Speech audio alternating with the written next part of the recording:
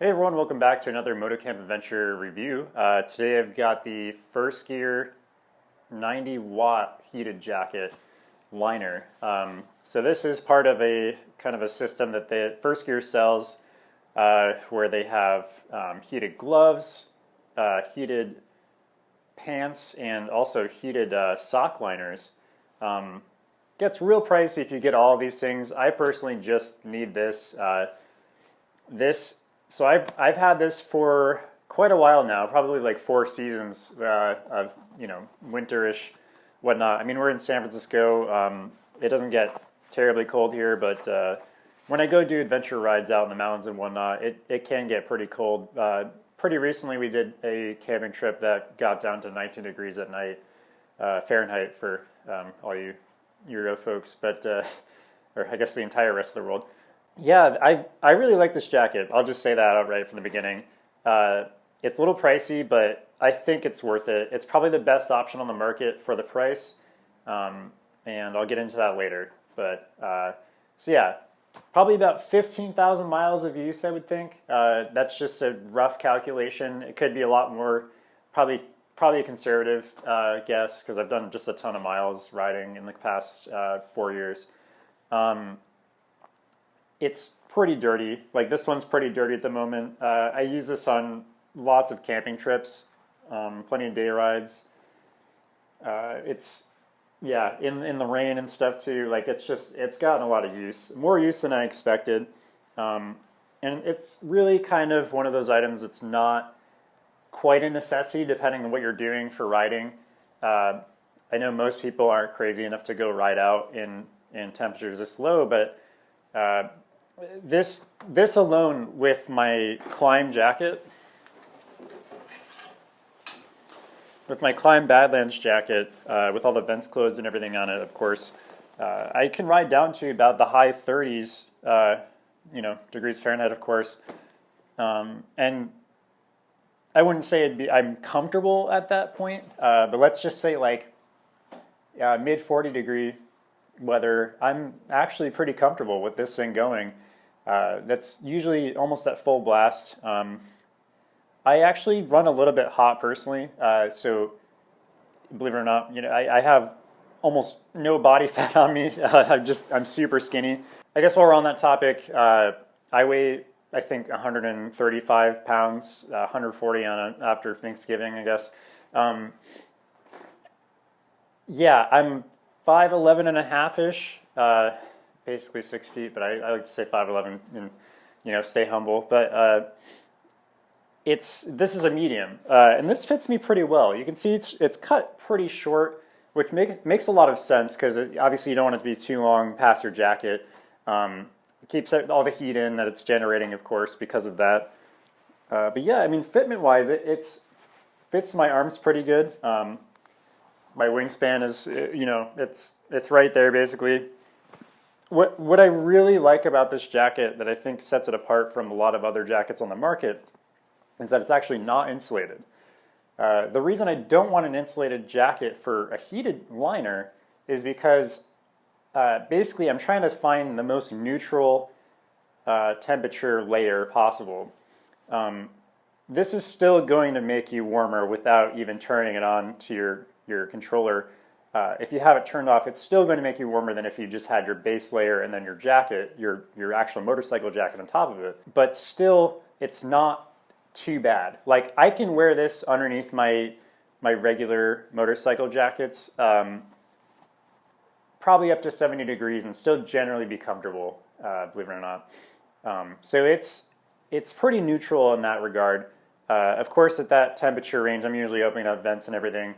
But sometimes I don't want to just stop an entire ride if it's more than a few people, just so I can take off my jacket. Of course, if they don't have a heated liner and they've already got all their stuff off or whatever, I just like to sync up that stuff pretty well, so I'm not really just disrupting the ride in general. So before I go into sort of how everything works in the whole system, let's talk about the quality and durability of this jacket. So again, this sits on the inside of my motorcycle jacket, so it's not completely exposed to the elements, but I've worn this as sort of just one additional layer at night I don't know that I've slept in it, but just when it's like really cold at the campground or whatever, this is something at least. It's just another layer to the probably many layers that I'm already wearing if it's cold enough for this. But yeah, durability wise, I mean, I barely have cleaned this. I'm not really sure that there's a good way to clean it. I think I wouldn't be too, like, I certainly would not put it in the wash machine, but because there's a bunch of coils and stuff, and you're probably going to mess up all of that. Who knows? I'm sure someone will come into the comments and say that they've done it before. Personally, I don't recommend it. But I think, potentially just hand washing this with, soapy water or whatever, I think would be enough. I'll probably just continue to be gross and just not clean it. Because if I'm wearing this, I'm already gonna get gross, most likely. It's not like I sweat in this either, unless I have it way too hot, which I shouldn't to begin with. In terms of the zipper quality, I believe these are YKKs. Yep, it's a YKK, which I don't know that it really means anything these days. But the zippers never failed me. Again, there's not a ton of use on this jacket, I guess, compared to a lot of other gear that I review. But yeah, that's one thing. I really like to use my gear before I review it, and that's why you're not seeing this review, 4 years back when I first got it. Of course, part of that's just me being lazy too and not getting these reviews out. But I figured I'd get this out before the 2019 to 2020 winter riding season, if you're one of those crazy people like me. The zippers for the extremities, the heated glove liner or actual heated gloves themselves or whatever, the zippers work pretty well. So you can see that I unzip this. This isn't a pocket really, it's just to hold your extra barrel connectors for each glove. So you've got both sides, of course. These can get kind of bunched up in some weird way, especially underneath like a tight cuff on a motorcycle jacket. Usually, most jackets that you're adventure riding with usually have some type of method of making the forearm area either closer or more loose, I guess, tighter or looser. So you've got these two, which aren't really pockets, but just stowaway things. For this, you've got actual pockets here. They're not overly big, but it's pretty much exactly what you'd expect on any, say like North Face jacket in terms of capacity, whatever. I don't think people are buying these for a capacity. It's literally just a liner, but figured I'd mention it anyway. This is your main line that connects to the heat controller. I think they call it the troller. I don't know why they call it that. But because you're not on the internet, making mean comments to people making videos like me. Anyway, we've got this back zipper, which is where, if I can grab it, I don't think I've ever actually pulled this out. Well, anyway, I'm pretty sure that's where the barrel connector is for the pants. Oh yeah, I think I got it. Wait, oh no, I don't know what I'm doing right now. It's a little sketchy, but I'm pretty sure that the pants connect up to here.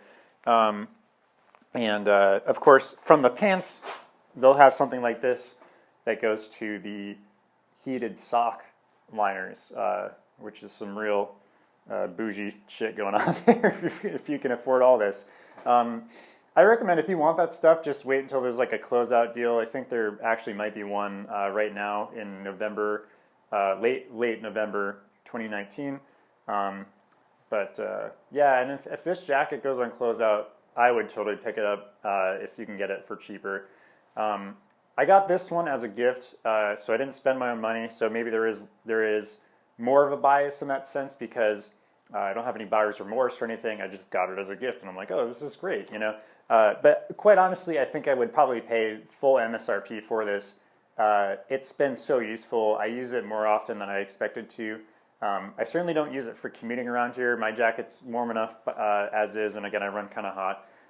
So I don't really need this jacket in San Francisco weather, which is pretty much like right around 50 degrees Fahrenheit, especially during, I guess really, I need it the most during the summer at night in San Francisco.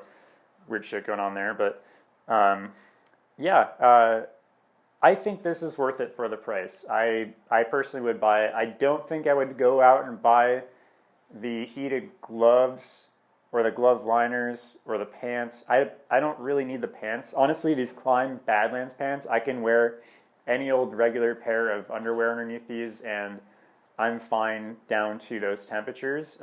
My bike might have a little more of wind protection than some other motorcycles. I'm not sure. I know if you have a GSA, like the big gas tank just completely blocks wind, which kind of sucks in the summer, but that's a different topic. So yeah, I don't know that I really need those. And really, the main thing is you want your core to be warm, and your extremities will follow that, hopefully. Keep the blood flowing.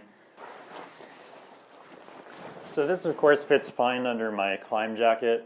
For reference, this Climb jacket is a size small. Climb sizing is weird. Although I guess I do wear size small shirts and whatnot, but most things I wear are medium-ish. But yeah, this sits fine underneath this jacket. I've worn this underneath my Firstgear Kilimanjaro jacket. It's not really fault of the Firstgear jacket. The collar does come up pretty high. You can actually see it come out right now here. Taller than the collar on my jacket here, my outer jacket. With a balaclava or some type of neck protector of some sort, neck scarf, it will get kind of tight, for me at least. I probably have a pretty skinny neck because I'm relatively skinny. But yeah, it's really not an issue. I still managed to make it work. Most of these things, whatever you want to call them, I can't think of the name at the moment, are mostly adjustable, so you don't have to make it super tight. This particular one has a snap and Velcro, so you can kind of just use the Velcro, or you can use the snap to make it more positive. This isn't a review on the Badlands jacket, sorry about that. So yeah, I would go out and buy one, no hesitation to do so. See if you can find one used, I guess, and unless it's like really well used and torn up or whatever, I would totally buy a used one of these. I can't see a way for this to fail technically. Probably the controller will fail earlier. Let's take a look at the extraneous stuff that you have to buy. I can't remember if this comes with the jacket. I think it's a separate piece, but this is your leads to your battery. You've got a little fuse here, which I've blown one at some point. I'm not sure how, but I just had extra fuses and threw it in and it started working again. And you've got your female end of the Vero connector here. And then you buy your heat controller. This is very well worn and it's been outside of, in sun exposure and all the elements exposure for a while. So, but basically, you've got this hooks into the Vero connector that goes straight to the battery of your bike. You control the temperature with a knob, and then this connects to your jacket. And so you can mount this wherever. I know a lot of people like to use a adhesive Velcro. I think I might have added it on this one. I don't think it came with it. I can't remember, but they use an adhesive Velcro on their bike somewhere, maybe somewhere inconspicuous or whatever. And they just mount it up when they want it there. When they don't need it, they pull it off. Personally, I keep it. I just literally shove it into a little handle on my tank bag. It just sort of fits in place there, and it's an okay place for me to actuate the heat controller, the knob. One thing I will say about the heat controller, I think it's $40 or $45 MSRP. So that's on top of the, I think, $230 MSRP of this jacket, which is a lot. It's a lot. And like, you have to ask yourself, are you going to be riding out in this weather? Because a lot of people buy a lot of this stuff and then they're like, well, it's too cold to ride. And it's like, well, why did you buy the heat? I don't know. Anyway, you get what I'm saying. So be honest with yourself. If you've got a friend who has one, try theirs on first and see what it's like. This is real cozy. Once you get it set up, it's real nice to have, and I really like that I don't have it permanently set up on my bike because it'd be just too much work, and I barely, for the amount of time I need it during the entire year, it's not worth it for me. I don't want this sticking somewhere. The heat controller, it's gotten kind of well worn. There's a little bit of a O-ring I think that this knob rests on, probably to keep everything waterproof. And if you don't clean that O-ring with like a silicone lubricant or something, it can get really sticky. And I've actually had this kind of move out of place with the actual, is it a potentiometer? I can't remember the actual name of it, but whatever the thing is that you're actually turning with this knob, it's moved out of whack a little bit. So sometimes I can't even get it to full on. Versus when it was brand new, of course, I could turn it to full on, and it basically it'll show a red LED, and it'll kind of do almost like a, for lack of a better term, pulse width modulation, where this will turn on and off at different rates depending on where you set this knob, and that's all it does to control heat. So thanks for watching. I hope this helps with any purchase decisions, especially if you're looking at used gear or whatever. I think I'd say go for it.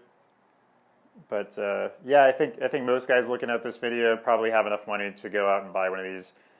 Since it's sort of it's not a necessity item, it's sort of an extraneous, like, nice comfort item, I guess. But thanks for watching, everyone, and stay safe, especially in the rain this time of year.